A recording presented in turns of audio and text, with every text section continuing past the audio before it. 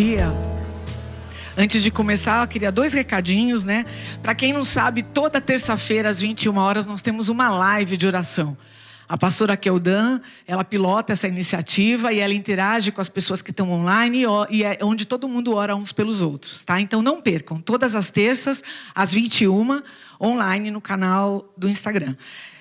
Nós temos também, muita gente nos pergunta, né, sobre como contribuir com a comunidade, e é muito simples. Nós temos um Pix que é o pix@umlugarcomunidade.com.br. Esse é o nosso endereço, então é pix@umlugarcomunidade.com.br. Através dessa informação você consegue fazer as suas contribuições, fiquem à vontade. Para quem está nos assistindo, essa referência sempre está na tela, ok? Bem, é sempre muito bom estar aqui. Eu sempre chego nessa comunidade com muita alegria, eu sou abraçada, eu sinto amor e eu acredito que vocês também.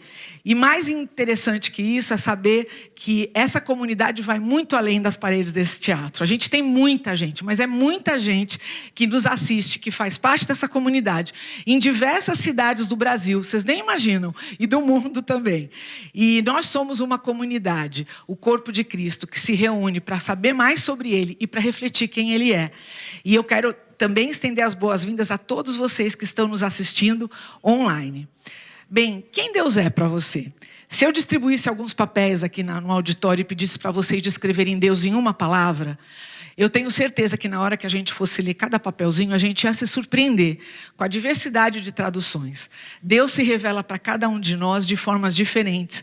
E muitas vezes a compreensão que a gente tem de Deus passa pela forma como a gente estuda a palavra, passa também pelo nosso ambiente familiar, pela forma como a comunidade que você participa expressa as suas características.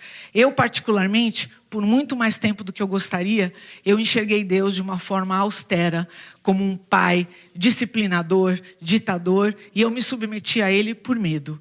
Eu demorei um longo caminho para compreender que Ele era um Deus de amor e poder usufruir, desfrutar da sua bondade, da sua misericórdia e da sua graça. E é muito interessante saber que a comunidade que a gente participa, ela também revela Deus a nós de muitas formas. Quando essa comunidade revela o amor de Deus, as pessoas entendem também esse amor. E hoje, dando continuidade à série O Grande Eu Sou, que fala das metáforas usadas no texto bíblico e por diversos autores sobre quem Deus é, nós vamos estudar mais uma dessas metáforas. E eu espero que, além de ter uma ampla compreensão, uma compreensão mais profunda de quem Deus é, porque Ele não se limita só às palavras e Ele permite que a gente o conheça dia após dia através de um relacionamento profundo com Ele, que a gente consiga ter um encontro impactante para que essa comunidade, como corpo de Cristo, revele o amor de Deus para esse mundo, que ela traduza quem Deus é através das nossas atitudes, da nossa vida, até que Ele volte. Vamos orar? Querido Pai, a gente te agradece pelo teu infinito amor que sempre nos resgata, que sempre nos alcança. A gente te agradece também, Pai, porque na sua infinita grandeza o Senhor respeita o nosso tempo, a nossa compreensão, as nossas limitações. E o Senhor permite se revelar a nós pouco a pouco, conforme a gente vai ficando pronto, conforme a gente vai ficando disponível. E o Senhor sempre busca esse relacionamento, esse primeiro contato. Pai, se revele a nós de forma grandiosa, que a gente possa entender quem Tu és, o que o Senhor pode fazer através de nós, que a gente se abra inteiramente para que Teu Espírito seja derramado na nossa vida e para a gente possa revelar o Seu amor para esse mundo. Abençoe infinitamente essa comunidade, que ela seja um corpo, realmente um corpo totalmente integrado, que represente o Teu amor nesse mundo e que impacte a vida de todas as pessoas que se aproximarem de nós. Fica com a gente e abençoe essa programação. Em nome de Jesus. Amém.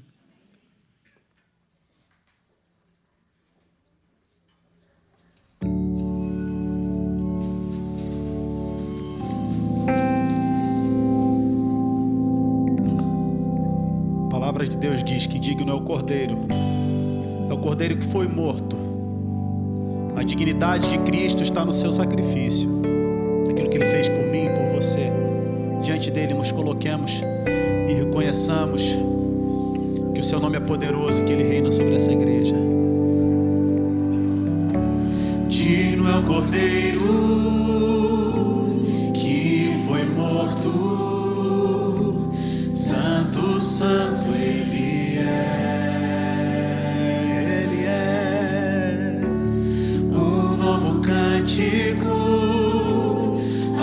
se assentar sobre o trono do céu. Ele é Digno é o Cordeiro que foi morto. Santo, santo Ele é. Um novo cântico ao que se assenta sobre o trono do céu. Santo, santo, santo, Deus Todo-Poderoso, que era, é e há de vir. Com a criação eu canto louvores ao Rei dos Reis. És tudo para mim e eu te adorarei.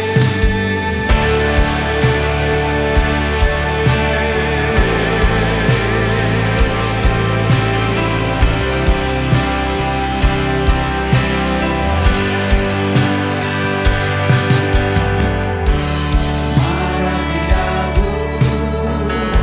extasiado, eu fico ao ouvir teu nome. Jesus, teu nome é força, é fôlego de vida, misteriosa água viva. Santo, santo, santo, Deus Todo-Poderoso, que era, é e há de vir. Com a criação eu canto louvores ao Rei dos Reis. És tudo para mim e eu te adorarei.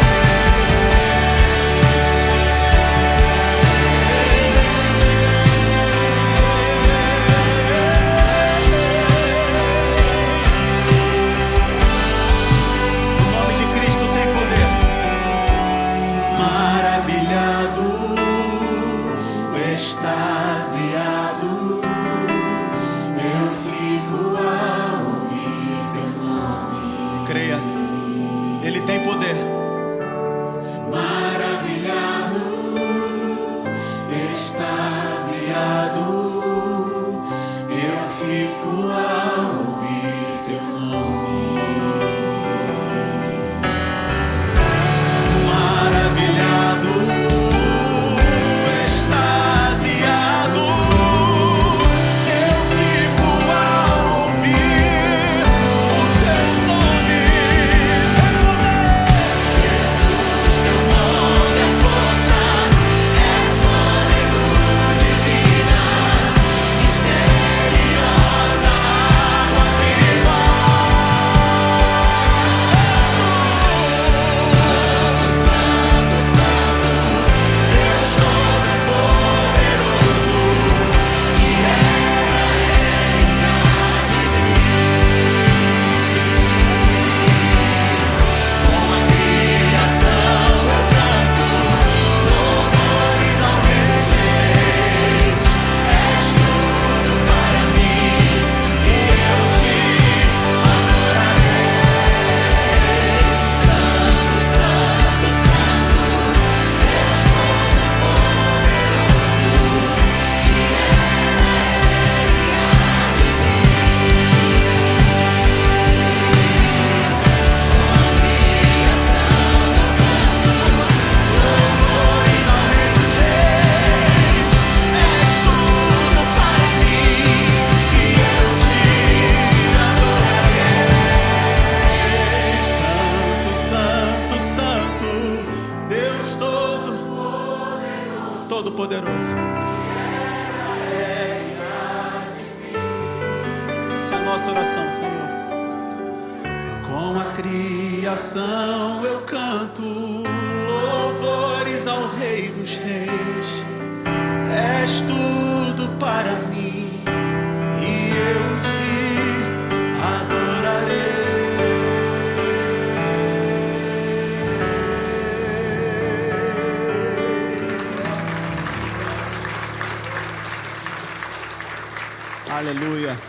Esse é o Deus que jamais nos abandona, jamais permite que nós saiamos por aí a esmo, sozinhos pelo mundo. Aonde você pisa, aonde você chega, o Senhor é contigo. Creia nisso. Os lugares aonde você vai, o Senhor está contigo. E Ele quer falar com as pessoas através de você. Nos lugares que eu pisar, com a planta dos teus pés, eu sei que pisarás. E as pessoas que eu tocar com tuas próprias mãos, eu sei que tocarás. Por saber que vive em mim, viverei pra ser o que queres de mim. Há uma palavra, A palavra está viva. uma palavra viva em mim. Bem maior aquele que está em mim. Não ando só, não ando só, ando em ti.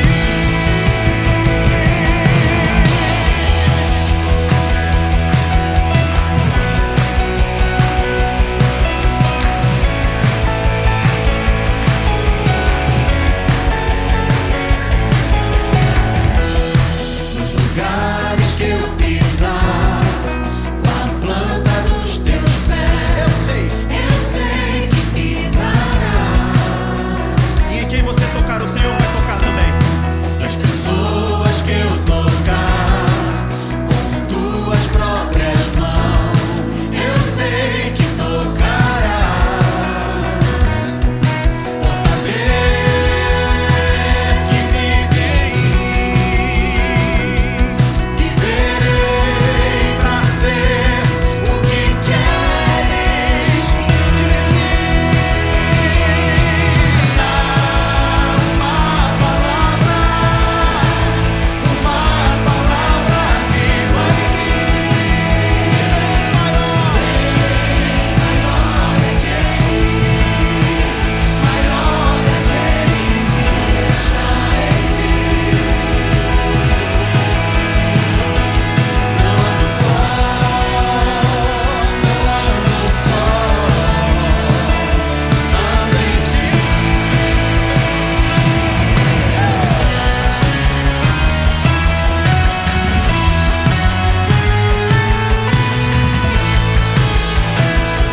E a palavra continua viva na minha e na sua vida.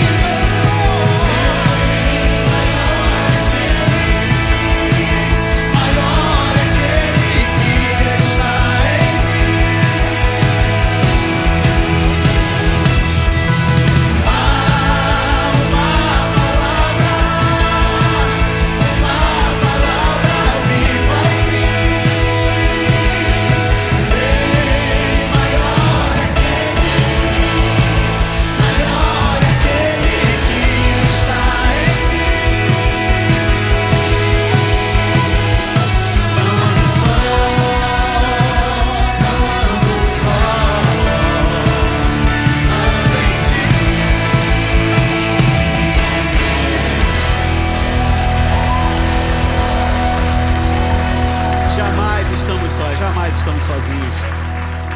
O Deus que vai nos lugares aonde você vai é o Deus também que trouxe você até aqui. É o Deus que nos conduz. Ele que nos leva até os lugares onde Ele quer que nós estejamos. E eu tenho certeza absoluta que se você chegou até aqui hoje, você veio guiado por Ele. E é por isso que nós não cansamos, em todas as nossas reuniões, de clamar a presença do Espírito Santo do Senhor nas nossas vidas, para que Ele fale ao nosso ouvido, para que Ele abra a nossa mente e o nosso coração. Porque nós sabemos que não há nada mais maravilhoso do que termos a presença do Santo Espírito em nossa vida. Não há nada igual.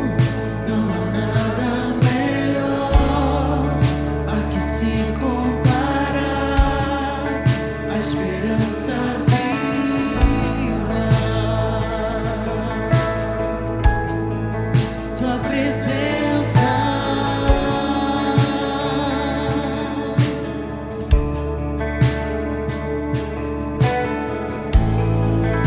Eu provei e vi o mais doce amor que liberta o meu ser e a vergonha desfaz. Tua presença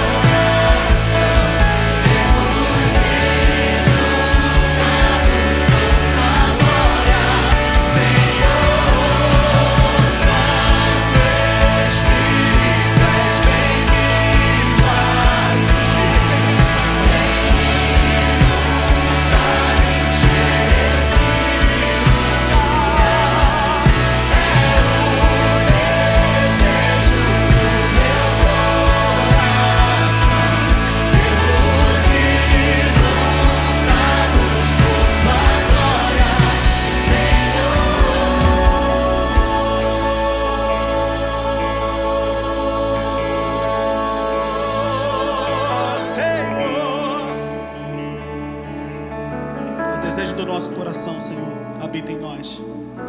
Santo Espírito, és bem-vindo aqui. Em nome da tua igreja. Vem inundar, encher esse lugar. É o desejo do meu coração, sermos inundados por tua glória, Senhor.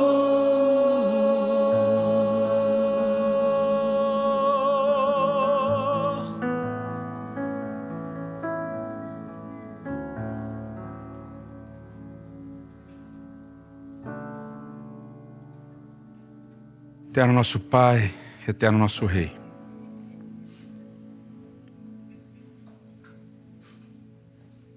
Que o Teu Espírito, a partir da nossa permissão, possa inundar a nossa mente, inundar no nosso coração. Que o Teu Espírito possa nos fazer entender a Tua presença, sentir a Tua presença. Que o Teu Espírito nos ajude a experimentarmos o Teu amor.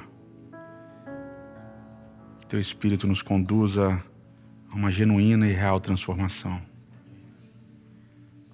Que agora que vamos estudar a Tua Palavra, que Ele nos acompanhe, é o que te imploramos em nome de Cristo. Amém, Senhor.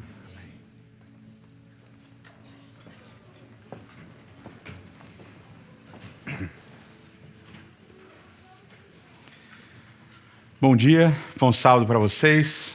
Prazer recebê-los aqui. E nós estamos numa série nova, falando sobre o grande Eu Sou e as metáforas que ele usa para se descrever e que os autores bíblicos, os narradores bíblicos também usam para descrevê-lo, né?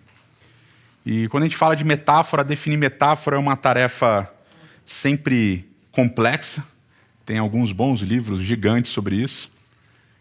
Mas eu gosto muito da definição que um erudito chamado Meir Weiss, ele usa para falar de metáforas. Ele diz que metáforas são imagens que expressam plenamente aquilo que não poderia ser expresso porque simplesmente não tem como ser expresso. Então, como você não tem como expressar aquilo que você quer expressar, você usa uma metáfora, você usa uma imagem.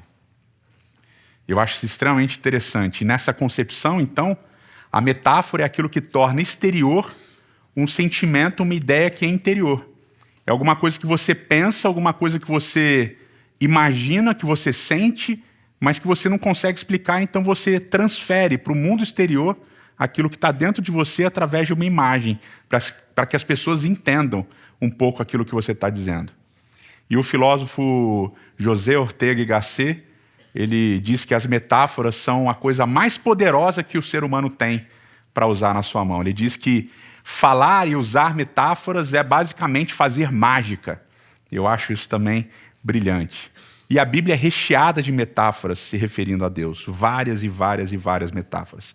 E essa série, Eu Sou, ela vai ser dividida em várias partes, espalhadas por anos e anos e anos a fio, porque são inúmeras metáforas que são usadas. E para começar, a gente resolveu usar ou falar de metáforas que talvez a gente não conheça tanto ou que a gente não tenha tanto relacionamento, porque são metáforas meio obscuras ou que aparecem apenas em determinado momento no texto bíblico. A primeira metáfora que a gente falou foi de Deus como uma mulher carpideira, como uma daquelas mulheres que choravam nos enterros e que ajudavam o povo a entender o luto e a dor daquela pessoa, daquela família, daquelas pessoas que estavam sofrendo pela perda de um ente querido. E hoje a gente vai falar de uma outra metáfora que é muito pequena, que aparece poucas vezes na Bíblia e que às vezes fica meio parecendo que ela tem uma tonalidade, muitas vezes, de subversão, mas na verdade é uma metáfora extremamente bonita e que a gente deveria usar mais nas nossas falas. E o contexto, ao invés de ser do profeta Jeremias, como foi, para falar de Deus como uma mulher carpideira, o contexto é em Isaías.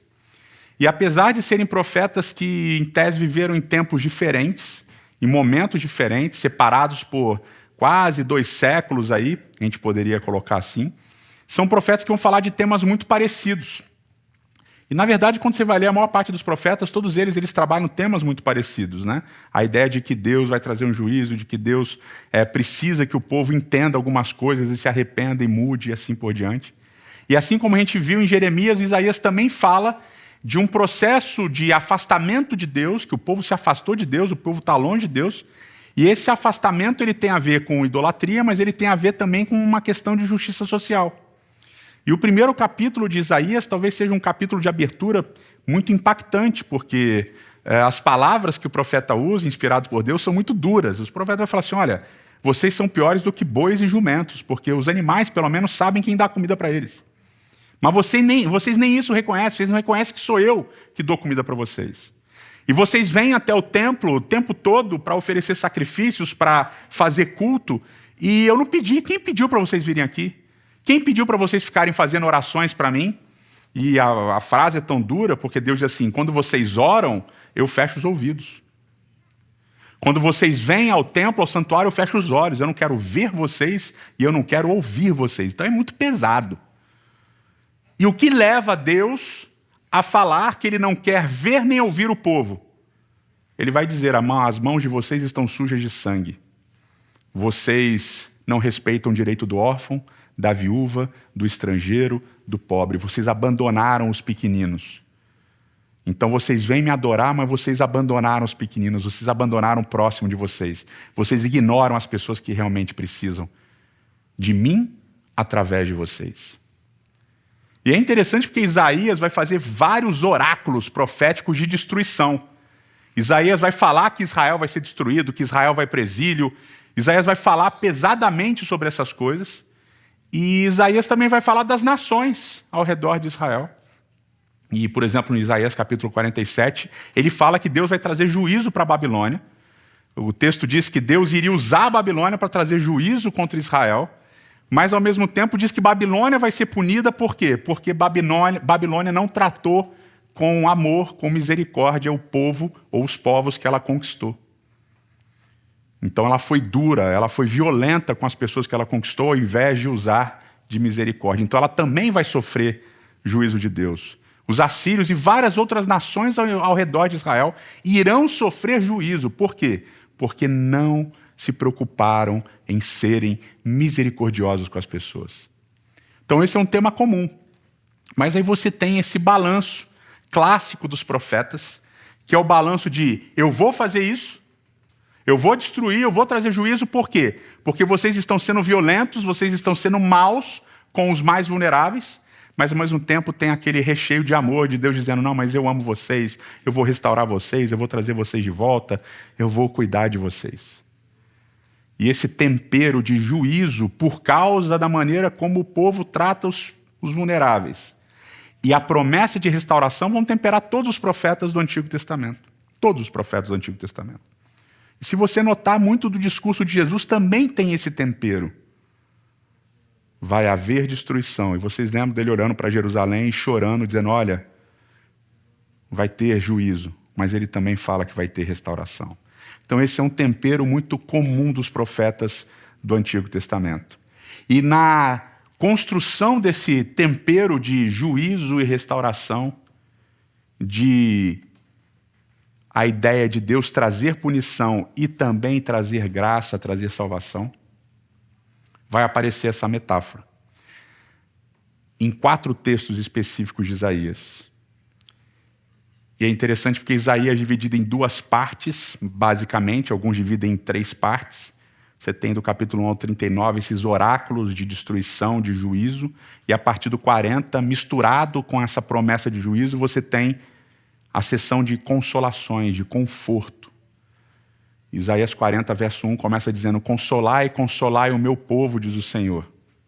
E nessa sessão do capítulo 40 até o capítulo 66, há uma série de mensagens muito fortes de consolo, de restauração, mensagens lindas. E é nessa sessão, principalmente do capítulo 40 ao 55, as pessoas dividem 40 a 55 e depois 56 até o final do livro. Nessa sessão intermediária de, alguns chamam de segundo Isaías, a gente encontra os cantos do servo sofredor, que é falando de um servo que às vezes parece Israel e muitas vezes parece um indivíduo, viria e morreria. Então, a metáfora do servo sofredor está nessa sessão. E no meio dessas sessões, dessa sessão que fala dos cantos do servo sofredor, vai aparecer essa metáfora, para vocês entenderem todo o contexto literário. Então, se você está em casa e tem sua Bíblia, ou se você está aqui, tem sua Bíblia, ou também tem o seu aplicativo, abra lá em Isaías capítulo 42. Isaías 42.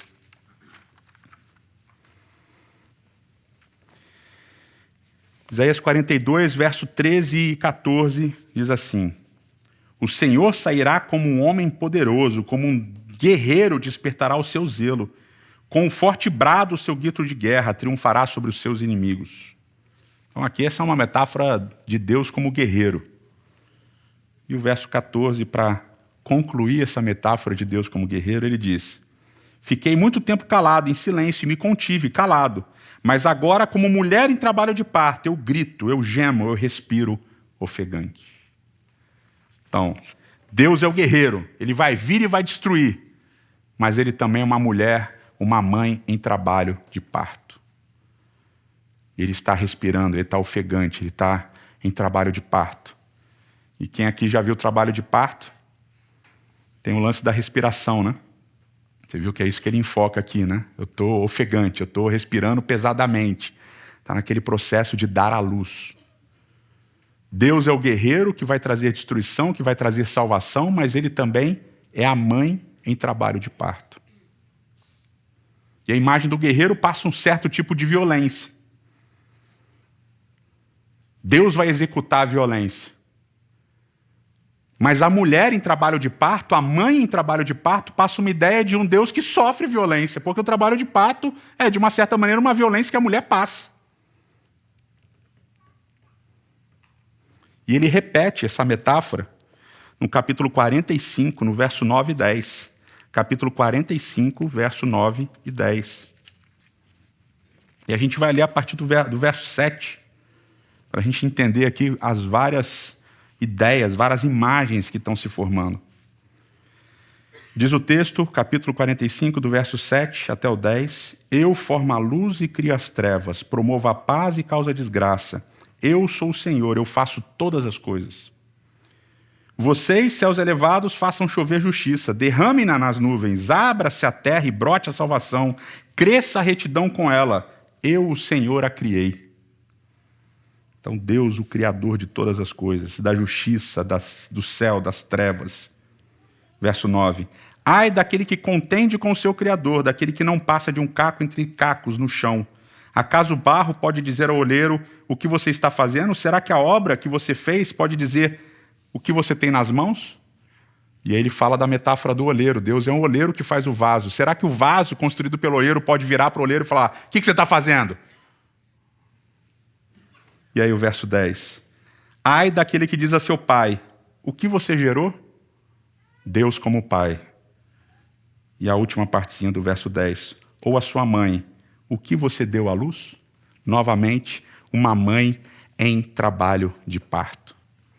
E aqui você tem essa dinâmica muito mais clara aqui no capítulo 45, de que Deus é o Criador, Ele faz todas as coisas, Deus é o oleiro, Ele faz o barro, Deus é o pai que gera e Ele é a mãe que dá a luz, numa sequência de metáforas envolvendo criação. Basicamente o contexto é: vocês estão morrendo, vocês vão morrer, vocês vão ser destruídos pela impiedade de vocês, pela maldade de vocês com as pessoas vulneráveis, com as injustiças que vocês estão praticando, vão levar vocês à morte. Mas como eu criei, eu posso criar de novo. E na sequência de metáforas, o soco final, o punchline final é: será que alguém gerado pode dizer à mãe: o que é isso que você está fazendo? Eu sou como uma mãe que dá a luz. Nessa sequência de metáforas, a ideia é a construção de que Deus é uma mulher em trabalho de parto, gerando vida, trazendo uma nova vida ao mundo, trazendo uma nova realidade, uma nova existência. Deus diz: eu sou uma mulher em trabalho de parto. E quem sofre no trabalho de parto é a mãe, dando à luz. Tem dor, tem sangue, tem respiração pesada, e ao final de tudo tem uma nova vida. E quando você conversa, principalmente com quem trabalha nessa área ou com quem passou pela experiência do parto natural, recentemente eu conversei com uma pessoa específica, e ela passou 70 e tantas horas em trabalho de parto. Já fala, meu Deus. A menina falou, meu Deus, meu Deus mesmo. 70 e tantas horas no trabalho de parto. Com dor, não aguentava mais, cansada, sem conseguir dormir, contração, sofrimento, 70 e tantas horas no hospital lá. Mas o que acontece, e quem é mãe aqui teve filho, de parto natural ou de cesárea, tudo que você passa, toda a dor que você sente, todo o estresse que você passou, quando você pega o seu filho no colo, o que acontece? Não tem dor nenhuma. Você até pensava, vou querer ter outro. Que é tão fofinho, é tão lindo, é tão maravilhoso. É um momento que você sente uma conexão, um negócio meio espiritual, meio divino. Tem aqueles breves segundos que você olha para aquele bebê e você fala, nossa, eu fiz isso. E é emocionante. E toda a dor é deixada de lado. E Deus está dizendo, eu sou uma mãe em trabalho de parto. Dói em mim ter que terminar alguma coisa e começar um novo ciclo, uma nova vida. Mas para trazer a nova vida, quem vai sofrer sou eu. Eu vou entrar em trabalho de parto. Eu vou gerar. Eu vou criar. Vai doer em mim, mas vocês vão nascer de novo. Vocês vão ter uma nova vida. Vocês vão ter uma nova experiência. E aquilo que passou vai ser passado. E uma nova realidade vai passar a existir, porque eu sou uma mãe em trabalho de parto. Mas tem mais metáfora. E agora a gente adianta um pouquinho a nossa leitura aqui e vai para o capítulo 49 de Isaías. Do verso 13 até o verso 16. E diz assim, gritem de alegria, ó céus, regozijem-se, ó terra, e rompam em canções, ó montes, pois o Senhor consola o seu povo e terá compaixão dos afligidos. Sião, porém, disse, o Senhor me abandonou, o Senhor me desamparou. Haverá mãe que possa esquecer o seu bebê que ainda mama e não ter compaixão do filho que gerou? Embora ela possa esquecê-lo, eu não me esquecerei de ti. Veja, eu gravei você nas palmas das minhas mãos. Seus muros estarão sempre diante de mim. E depois, no capítulo 66, lá no finalzinho de Isaías, o último capítulo de Isaías, capítulo 66, a metáfora da mãe que amamenta volta. 66, a partir do verso 10. Regozijem-se com Jerusalém e alegrem-se por ela todos vocês que a amam. Regozijem-se muito com ela todos vocês que por ela pranteiam. Pois vocês irão mamar e saciar-se em seus seios reconfortantes, beberão à vontade e se deleitarão em sua fartura. Verso 12, pois assim diz o Senhor, estenderei para ela a paz como um rio e a riqueza das nações como uma corrente avassaladora. Vocês serão amamentados nos braços dela e acalentados em seus joelhos. Assim como uma mãe consola o seu filho, eu também consolarei os meus filhos. E em Jerusalém vocês serão consolados. E quando vocês virem isso, o seu coração se regozijará e vocês florescerão como a relva. A mão do Senhor estará com seus servos, mas a sua ira será contra os seus adversários. Deus como uma mulher que amamenta, como uma mãe que amamenta os seus filhos. Em dois momentos distintos. Isaías traz à tona essa ideia de uma mãe amamentando o seu filho. E novamente uma experiência interessante, né? E quem já viveu essa experiência sabe do que eu estou falando. Amamentar nem sempre é fácil. E quantas mulheres têm uma experiência complexa e difícil com a amamentação? Porque dói. E para algumas é uma dor tremenda. Até o bebê encontrar pegada. Mas quando o bebê encontra pegada, e quando o bebê mama, é um momento extremamente especial de conexão da mãe com seu filho. Não é apenas uma mãe que sofre para dar à luz, é uma mãe que cuida, que amamenta o seu filho. E é interessante porque lá no capítulo 49 de Isaías, a construção é basicamente assim: Deus vai trazer juízo e o povo vai dizer assim: Deus nos abandonou, Deus deixou a gente de lado. E aí Deus fala: uma mãe que amamenta esquece do seu filho? Mas ainda que ela esqueça, eu não vou me esquecer de você. Eu sou uma mãe que amamenta, que não esquece dos filhos. Eu sou uma mãe que nutre, que cuida, que não esquece dos seus filhos. E os teólogos vão discutir por que essas metáforas femininas de Deus como uma mãe vão aparecer em Isaías, porque isso não é comum. A Bíblia é um livro androcêntrico, fundamentado no homem. Mas de repente, em Isaías, várias metáforas femininas começam a aparecer no texto, espalhadas pelo texto. E aí alguns teólogos vão dizer assim: não, Isaías resolveu usar essas metáforas femininas para combater a idolatria às deusas pagãs. Aí outros teólogos vão dizer assim: não, ele resolveu usar metáforas femininas porque Sião é como uma mãe. E aí Deus fala: se Sião é como uma mãe, eu também sou como uma mãe. E eu acho essas explicações meio limitantes, assim. Eu gosto da explicação de um teólogo alemão chamado Rainer Alberts, que ele diz que Deus usa metáforas femininas porque o povo estava cansado de metáforas masculinas. E o povo estava cansado da ideia de Deus como um guerreiro, de Deus como um rei, de Deus como o maioral e tal. E o povo precisava de uma mensagem que falasse no coração, de uma maneira que todos pudessem entender. E aí ele diz: por isso Deus escolheu uma metáfora de uma mãe que dá à luz e que amamenta. Porque essa metáfora tem a ver com o dia a dia, essa metáfora tem a ver com amor, tem a ver com cuidado. Essa metáfora desperta nas pessoas os sentimentos mais nobres, mais bonitos. Porque a grande esmagadora maioria das experiências, e infelizmente não todas, mas a grande maioria esmagadora das experiências, são experiências em que a mãe é o colo, é o carinho, é a constância, é o cuidado, é o amor genuíno. Teve uma piadinha aí do dia do advogado que eu achei muito engraçado, assim: só sua mãe e seu advogado vão te defender, mesmo que você tenha culpa, né? Porque a mãe é isso. A mãe é esse acolhimento constante.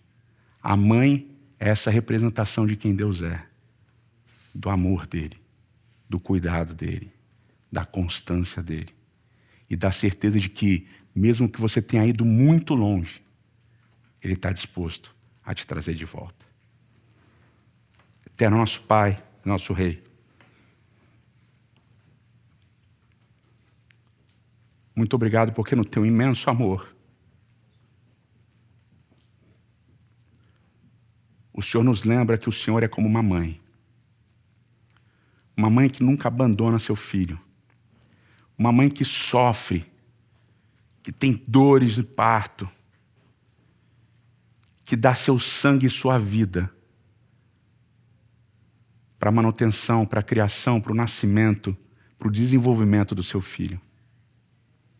Muito obrigado por ser essa mãe para nós. Muito obrigado porque, como filhos, não importa quão longe nós tenhamos ido, o Senhor está sempre disposto a nos trazer de volta e nos dar uma nova vida. Te imploramos que essa nova vida seja realidade. E que quando sentirmos que fomos abandonados, ou que estamos abandonados, quem sabe pelas pessoas, pelos amigos, pela comunidade, pela família, ou até por nossas mães humanas, que a gente lembre que o Senhor é uma mãe que nunca nos abandona. O grande eu sou. E a mãe que está sempre disposta a nos receber de volta. Obrigado por isso. Em nome de Cristo. Amém.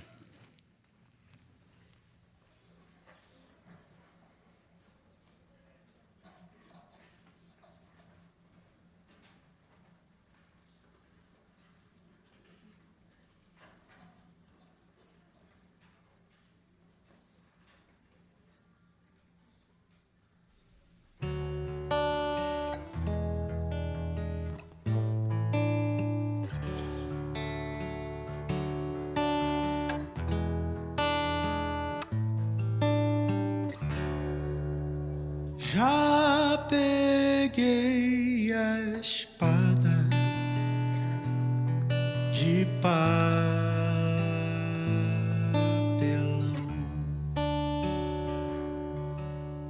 bola, travesseiro, lanterna e pão.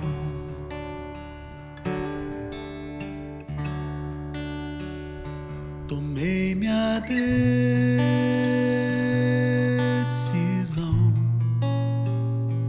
a chave está na mão. Me deixa me escutar, mãe. Não quero mais ficar aqui. Já fiz as malas pra fugir. Eu vou morar lá no quintal. Mas saiba antes de eu sair que eu tô fugindo só pra ouvir você pedindo pra eu ficar. Quem sabe um dia eu vou voltar.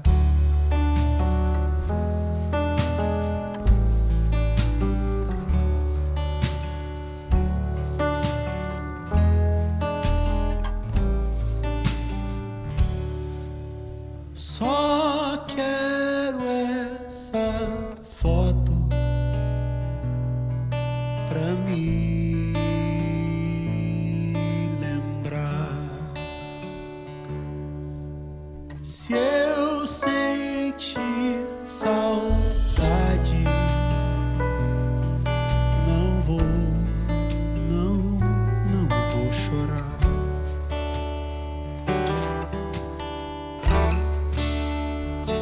E eu vou me esconder. Não me procure atrás do vaso da roseira. Deus, não quero mais ficar aqui.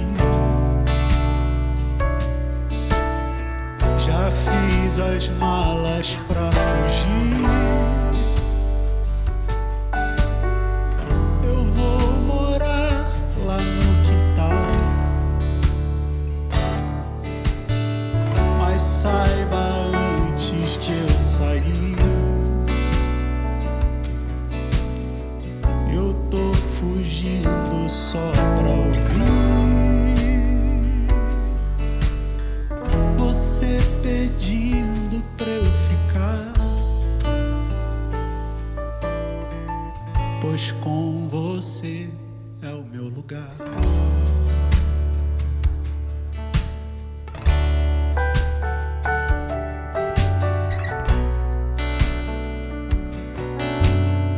Já fiz as malas pra fugir. Eu vou morar lá no quintal. Mas saiba antes de eu sair que eu tô fugindo só pra ouvir você mandando eu ficar. Falou tão alto que deu medo, mas me abraçou com tanto jeito. Não teve jeito, eu disse, tá.